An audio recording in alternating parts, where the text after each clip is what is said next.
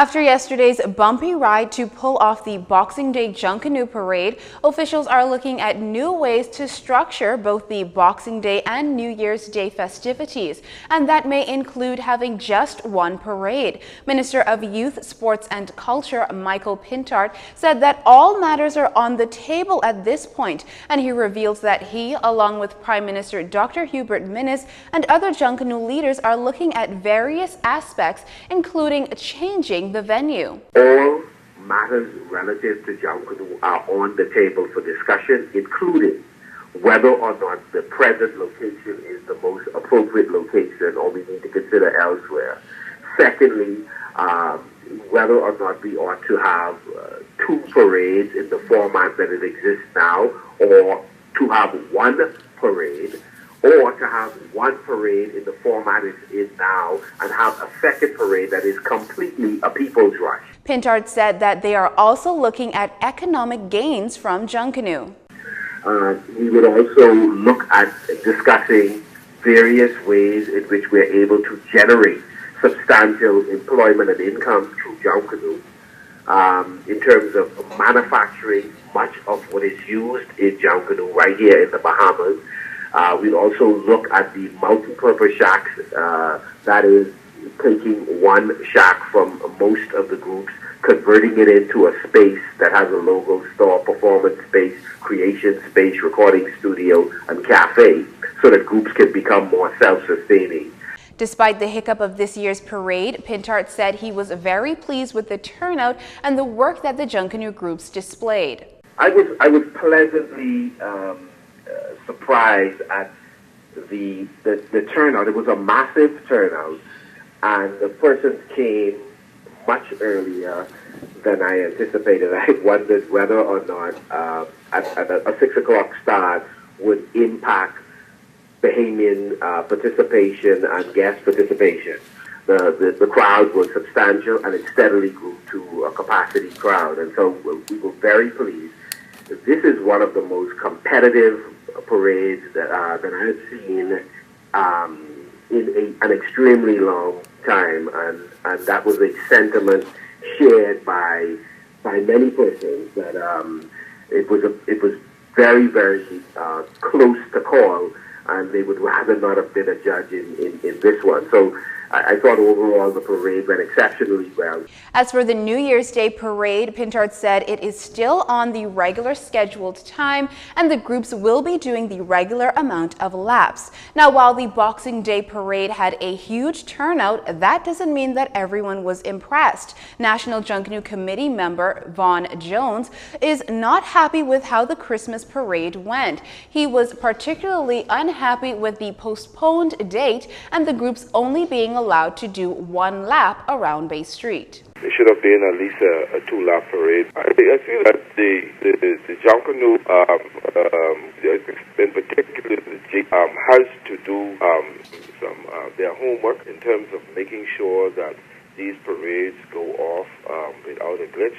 Weather situations should not have to parade or cultural expression. Macy's parade, they don't cancel them, right? It is what it is.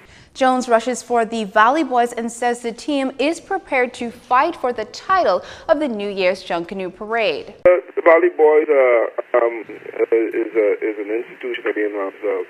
We continue to be the pace setter or the trend setter in Junkanoo, and we come back in New Year's with the prize maybe this Boxing Day parade. We'll be back on New Year's to also defend our crown or to win the parade. So we are looking forward to it. He suggested that Junkanoo should be held at Arawak Key instead of Bay Street, and the New Year parade should be held on the 10th of January, the public holiday. Now, despite the controversy in the mechanics of getting the parade off the ground, police are saying that as it relates to crime, the parade came off without a hitch. That's according to Assistant Commissioner of Police, Ken Strawn. Law enforcement was out in full force, ensuring that the arteries were clear for the various groups to get their items to the parade. The parade commenced. We did not have any reports of any significant occurrences during that particular event. And so I can almost safely say that based on preliminary information that we had a successful event. ACP Strand said as this is an annual event for them, they have developed and will continue to adjust their plans to keep the public safe during the festivities. He said they worked along with the leaders of each Junkanoo group and the National Junkanoo Council to produce a parade without incident, a plan that will carry on to the New Year's Junkanoo Parade. Our mandate as an organization is to remain focused and continue with and along the guidelines of policing within the Commonwealth of the Bahamas. Where we find anomalies, we will make adjustments. But based on what we experienced with the Boxing Day parade, I can assure you that the entire membership of the Royal Bahamas Police Force will once again step forward for the New Year's Day parade and continue along the lines of ensuring the safety of the public participants of the parade and the wider Bahamas. He added that they will continue to protect not just during the festivities, but also the wider community year-round. Now, Junkanoo is not just a Nassau thing, but rather it's truly a Bahamian thing, with parades happening throughout the family of islands, albeit not as large as here in New Providence, but still very impactful. One of the Boxing Day parades that happened was over in Bimini, and Biminites were excited as Junkanoo hasn't been held on the island for the past 3 years. Winners of the Bimini Junkanoo Parade were the Bimini Stompers, who rushed to the theme, Crime Doesn't Pay. The group sported costumes of prisoners in cells and choreographed dancers as law enforcement officers. Trailing only a few points behind were the Tum Tum Dynasty group, who rushed under the theme, Jesus is the Reason for the Season. Their dancers were dressed as a host of angels. A fun rush is planned for the island on New Year's Day. You're watching JCN News. Stay with us. There's more after the break. This segment of the news was brought to you by Alive.